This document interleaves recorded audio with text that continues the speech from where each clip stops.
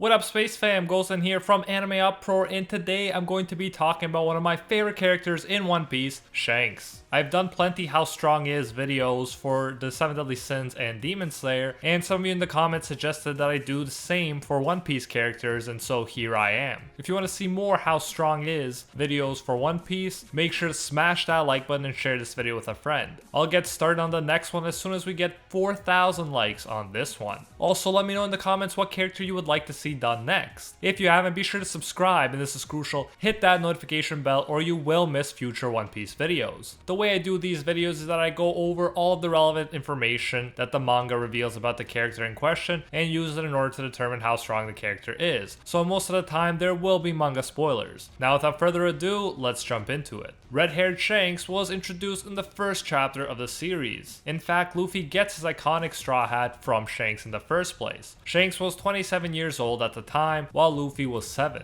Shanks' pirate flag is the first one we see. His true power is initially downplayed in the chapter. Shanks just seems like a nice guy who gets angry with Luffy after the latter cuts his face in order to show his courage. Luffy wants to join the pirates, but Captain Shanks discourages him, telling him he's too young. Then the mountain bandit shows up. He insults Shanks and spills alcohol all over him after Shanks was nice enough to offer him the last bottle. Does Shanks kick his butt? No. He tries to clean up. The bandits call Shanks and his men cowards and leave. Shanks' men laugh, and so does Shanks. However, Luffy is upset. In his view, Shanks got embarrassed and came off as a weakling. He should have fought back instead of taking it and laughed. Shanks then tells him, and I quote, "When you grow up, maybe you'll understand, kid. He just got some grog on me. That's all. Needless killing doesn't make you a man." End quote. At this point, Shanks seems to imply that he could have killed the bandits, but we still haven't seen him or his crew in action. When the bandits go after Luffy, that's when we see a glimpse of what Shanks is capable of. The bandit puts a gun at Shanks'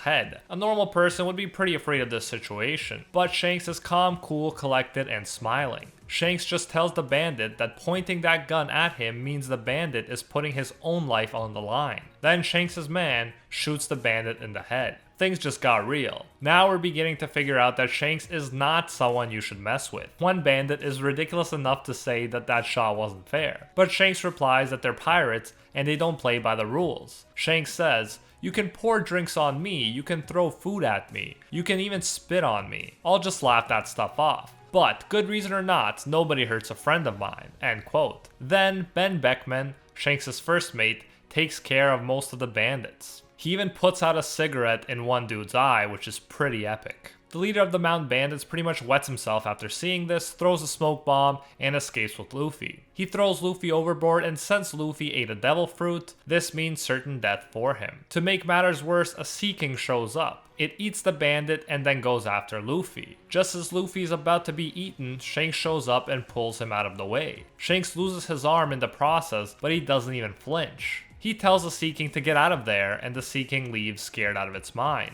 Although we didn't know it yet, this was the first instance of Conqueror's Haki we see in the series. You'd think Shanks could have used this Haki sooner, but who knows? Maybe it was a matter of time, maybe he wanted to show Luffy how dangerous the pirate life was, or maybe, as some of you joked in the comments, Shanks is so strong he purposely nerfed himself by giving up his arm. Whatever the case may be, he lost an arm and he was completely unfazed. He even comforted the crying Luffy and considered his arm to be a small price to pay. This mental strength is one of the reasons I respect Shanks so much. He smiles calmly after losing his arm and never holds it against Luffy, not even for a second. He even gives Luffy his prized straw hat. Furthermore, he's strong enough to scare off a Sea King, his one man is strong enough to defeat all of the mountain bandits, and yet he just laughed it off when a weak mountain bandit insulted him. Shanks is practically egoless. He doesn't care what people think. He knows that he is only insulted if he chooses to be insulted. It is only when the chips are down and one of his friends are in trouble that he'll resort to violence. However, keep in mind, we didn't really see violence from Shanks himself. Lucky shot a dude, Ben wiped out a bunch, and Shanks scared off a Sea King without raising a finger. All Shanks did was lose an arm, and yet he's clearly strong. He is unfazed by losing an arm. There must be a reason he is a captain of such strong fighters like Ben, who can take out a big group of experienced fighters without breaking a sweat. His men respect Shanks and follow him without him needing to lift a finger. They never think to question whether a dude who lost his arm is still strong enough to be their captain. Shanks has complete loyalty and his power seems all the greater because he never needs to demonstrate it. That's a technique that Oda will continue to use in order to construct mystery and hype around Shanks. We later find out that when he was about 9 years old, Shanks apprenticed along with Buggy under Gold D. Roger, the King of Pirates. Thus, even at this early of an age, he was being exposed to some of the strongest pirates of all time, including Roger and Whitebeard. Now at age 39, Shanks is a Yonko, meaning he is one of the 4 emperors of the sea. The Yonko are believed to be the 4 most powerful pirate captains in the world. Along with the world government and previously the 7 warlords of the sea, they maintained the power balance of the world. Not only was Shanks, as an emperor, considered to be an equal of Whitebeard, called the strongest man in the world, and Kaido, called the strongest creature in the world, he also managed to achieve this level without the help of a devil fruit. Furthermore, he's the youngest out of all the Yonko at 39 years old, meaning he potentially has a lot of time to grow even stronger.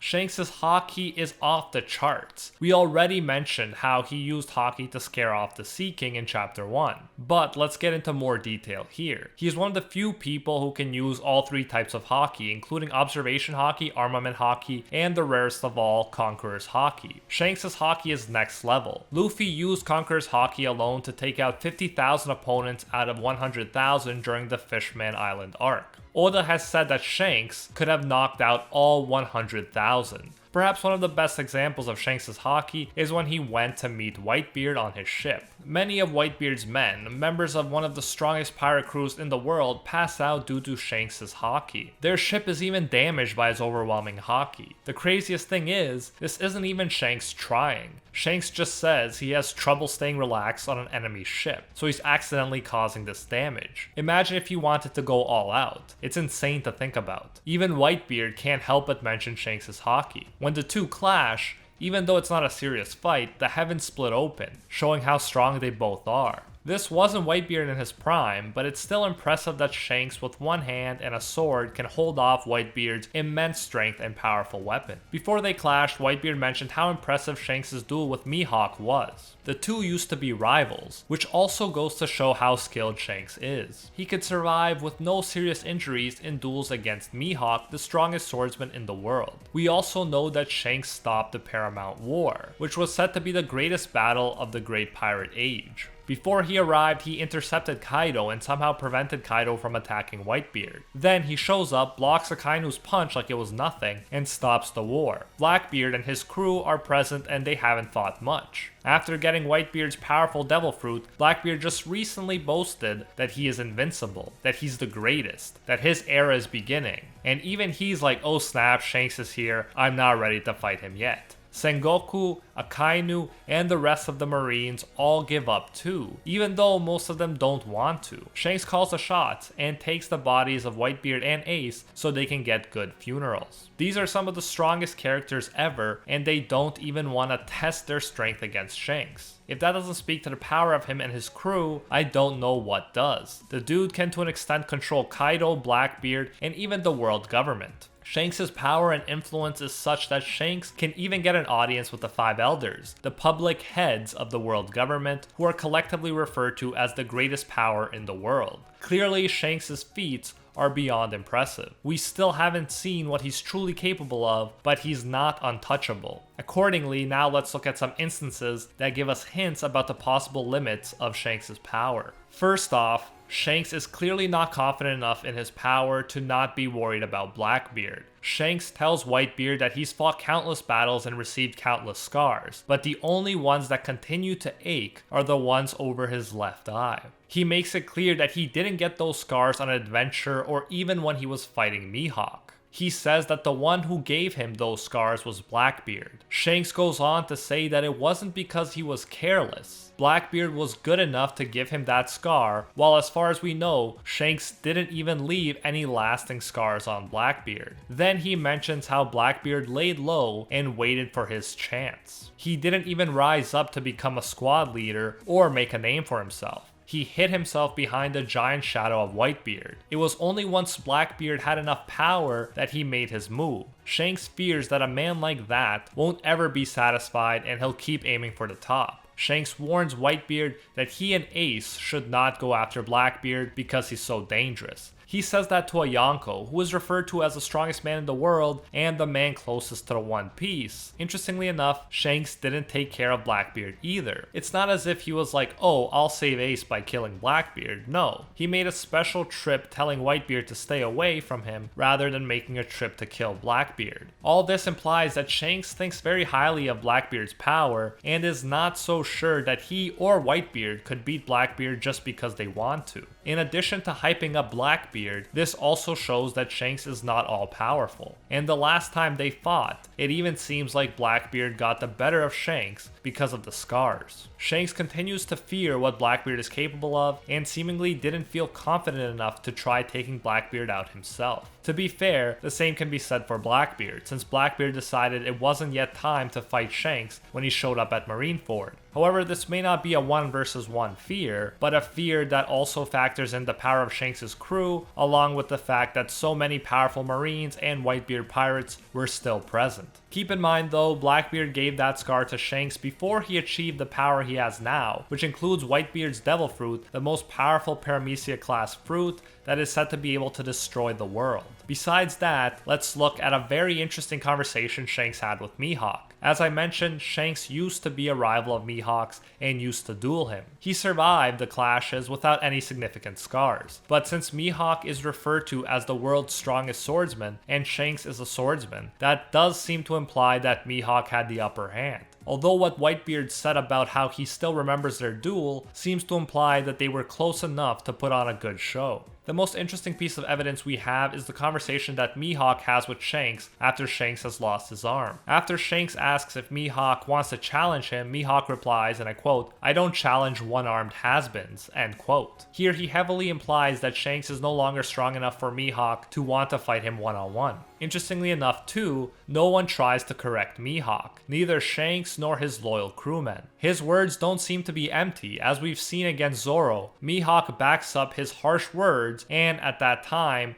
Mihawk even implied that if the gap is big enough, he can tell who's more skilled and powerful without crossing swords. Although Shanks is obviously much stronger than Zoro was, it's still possible that Mihawk knows he'd win against Shanks without crossing swords. So why is Shanks so feared, and why does he hold so much sway if it's possible that Blackbeard could beat him one-on-one, and even likely that Mihawk could beat him one-on-one? Well, I think the answer lies in something Mihawk said during the Paramount War. He said about Luffy, and I quote, "It's not his powers or techniques. He possesses some quality that makes people want to help him. And in these waters, that is the most formidable power of all," end quote. I think Shanks is so strong because he possesses this quality too. We mentioned his insane Haki and he's clearly an exceptional fighter, but my theory is that it is Shanks' influence and his powerful and loyal crew that make him one of the most powerful and dangerous pirates in the world. The Yonko are not the strongest pirates per se, they're the strongest pirate captains. They all have crews that are extremely powerful. I'd argue that one-on-one Mihawk could beat Shanks, but Mihawk is a lone wolf. He has no crew. If we factor in Shanks and his whole powerful crew, then Mihawk probably wouldn't stand a chance. I believe that Blackbeard could also pose a threat to Shanks one-on-one, but since Shanks' crew was there, along with the remaining Whitebeard pirates and the Marines, I don't think even the insanely confident Blackbeard felt like he could ensure a victory, so he left in order to wait for a more favorable chance. Anyways, that is my view on how strong I think Shanks is after looking at all of the evidence. There's totally space for debate here. Eiichiro Oda left that space on purpose, I'm sure, to keep us wondering and engaged. However, I think that although Shanks is super strong, he is not the strongest character in the series, and there are multiple characters that could be on his level or stronger one-on-one, like Blackbeard and Mihawk. Shanks truly shines when you combine his power, with his powerful crew and his ability to influence others. He could successfully intercept Kaido, get a hyped up Blackbeard to leave the battlefield, get Marco the Phoenix to obey him, get Sengoku to agree to his terms, and get the 5 elders to meet him. As Mihawk suggested, it's this quality that is the most formidable power of all, and it seems like Shanks arguably possesses the most of it so far. His ability to influence people and get them to help him, along with his impressive individual strength, is what truly makes him one of the most dangerous and powerful characters in the world of One Piece. And that is it for today's video. Thank you so much for watching. If you want to see more videos like this, make sure to smash that like button to let me know, and I'll get to the next one as soon as we hit 4,000 likes on this video.